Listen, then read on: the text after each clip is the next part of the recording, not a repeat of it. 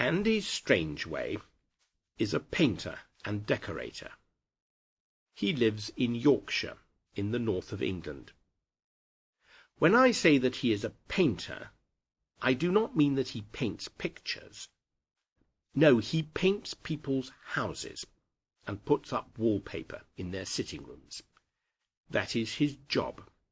It is what he does for a living.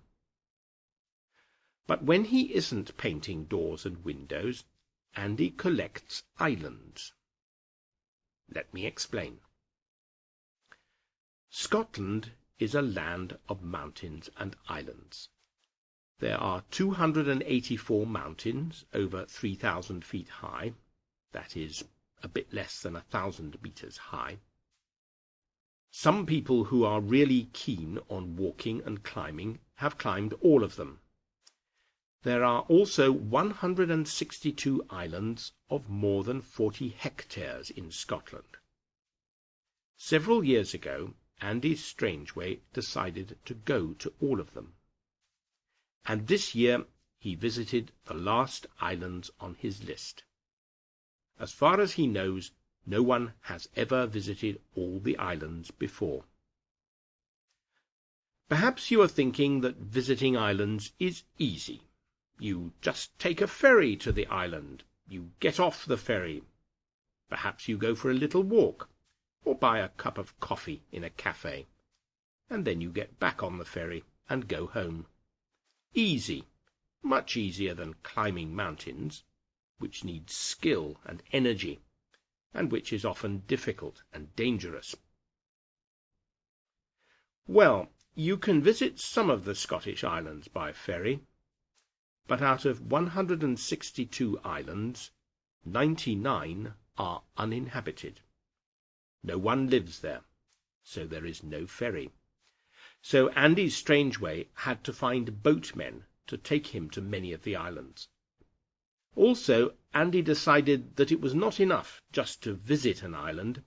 He would stay at least one night on each island, generally in a tent.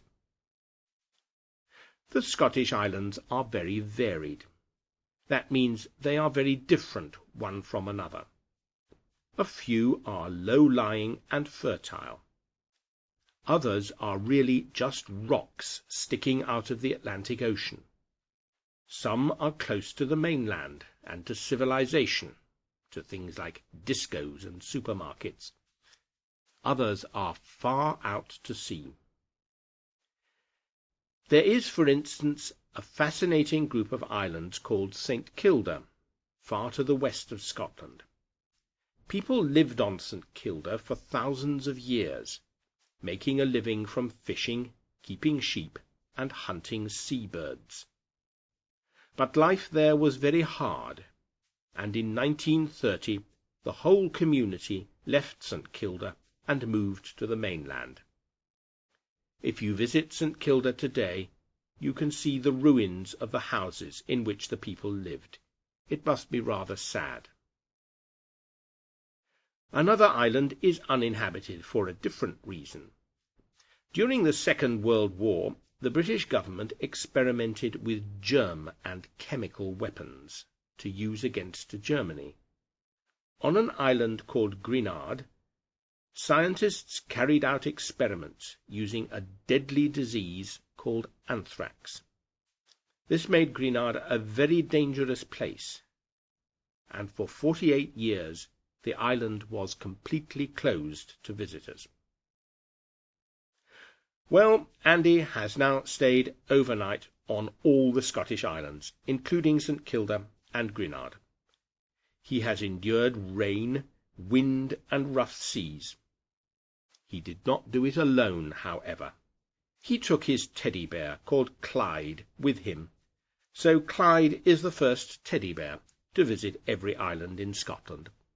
Isn't that nice? Goodbye.